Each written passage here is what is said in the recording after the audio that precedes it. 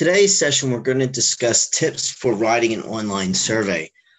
Market research is so important for any organization, and with technology today, it's quite easy to develop an online survey for market research for general business in seeking what your potential clients want, as well as having an online survey to get feedback on something that you've already done. So, for example, an event or a seminar.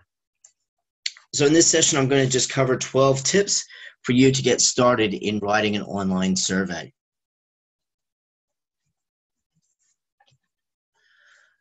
First point is to plan ahead how you will analyze the information before you send out the final version of the survey. My own personal belief is that before you write a survey, you need to figure out what am I going to use this information for and how am I going to analyze it.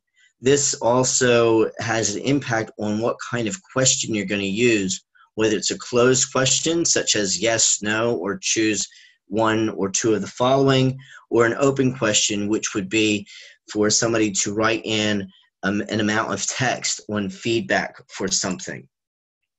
The second point is write a brief and concise survey.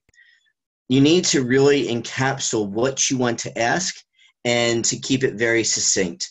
Once again, people don't have much time. Most people that I know don't want to fill out a survey, and they'll quickly skim it. So you want to write a very brief and very concise survey. So it's always, I think, important to write it out on the computer without one in an online survey tool.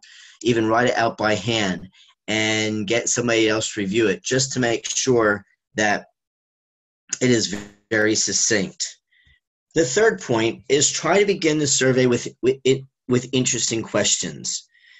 If you start out with interesting questions, you're going to get them to come in, and it's just like a book. You know, you don't want to have a boring first chapter because they'll put it down. Same thing with the survey. Get them interested in what you're asking.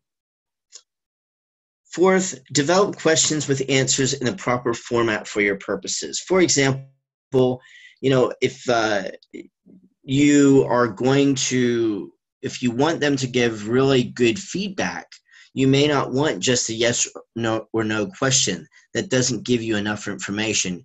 You might want to have what we call a Likert scale, or you know, that being, you may want to get them to answer, are you very satisfied, slightly satisfied, neutral, dissatisfied, very dissatisfied, because that'll give you more insight to their evaluation.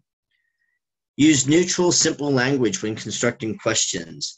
You know, you want to, once again, be very simple, and you don't want to air your perceptions or opinions of something. So you need to make sure that they're not leading questions, meaning leading them into something that you want them to answer a particular way. Avoid double negatives and difficult concepts and specific recall questions. Respondents can be easily perplexed when trying to interpret the meaning of a question that uses double negatives, and they might easily become overwhelmed. So you want to be very cognizant of the language that you use and making sure that you don't have these double negatives. It comes back to making sure that the survey is very simple and not too complex. Otherwise, if they feel that it's too complex, they just won't complete it. And online, they'll just close the window and you'll lose them. Ask only one question at a time and in logical order. Now, you might go, well, of course I'm going to only ask them one question. I've come across surveys where a question would almost have two questions in one, and I'm sure many of you have seen that as well. So you need to be very clear when you write through that, when you reread the question that you've written. Are you only asking one particular thing? If you're asking two, then you need to look at how can I separate this into two simple questions and make sure they're in logical order.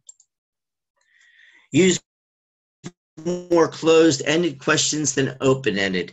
And I touched upon this earlier. The closed-ended questions, they're very straightforward, and you're going to offer them the responses they can choose from. Open-ended questions, they require a written response, and it can be a bit more time-consuming.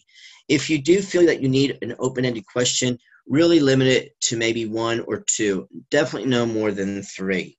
Otherwise, once again, they may be turned off and then just stop the survey. The 9th point is to scale response questions should have answers that are at balanced, comparable intervals.